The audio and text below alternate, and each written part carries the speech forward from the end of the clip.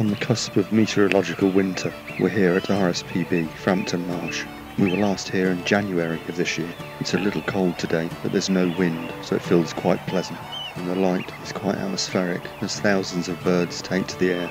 It looks like the aerial display is being provided by flocks of widgeon. But it looks like there's a good mix of wildfowl species to be seen. By far the most numerous duck species here are indeed widgeon. But there's also teal, this male here, and several feeding by the water's edge. Also big flocks of lapwing, which is good news as this bird is unfortunately declining. Every now and then something will spook the birds and the air will be filled with lapwing and widgeon once again.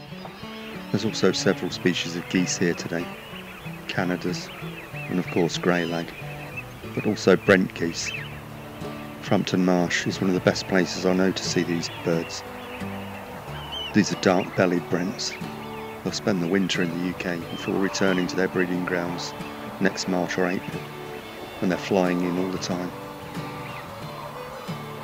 Looking further out, we have these stunning male pintails, also some females too, but the males are beautifully marked, and once again thousands of lapwing take to the air.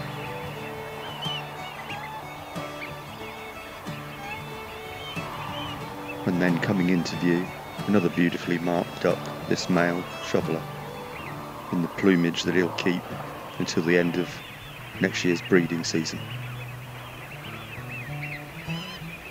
And then a pair of barnacle geese, more likely to be escapees from a collection somewhere, or maybe at least descended from such birds.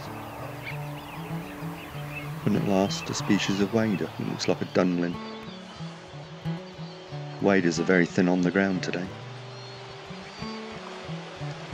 And then, as forecast, a heavy rain shower.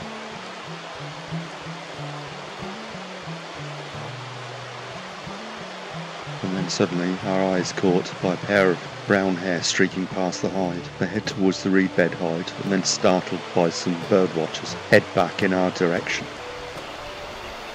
And indeed, here they come.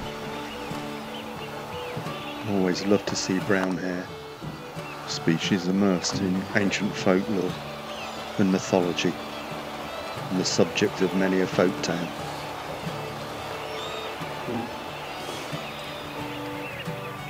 And then a few golden plover fly in, not the thousands that were here the last time we were here in January.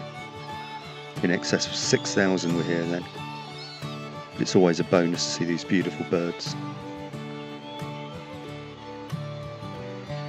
But I'm guilty of leaving the best till last today.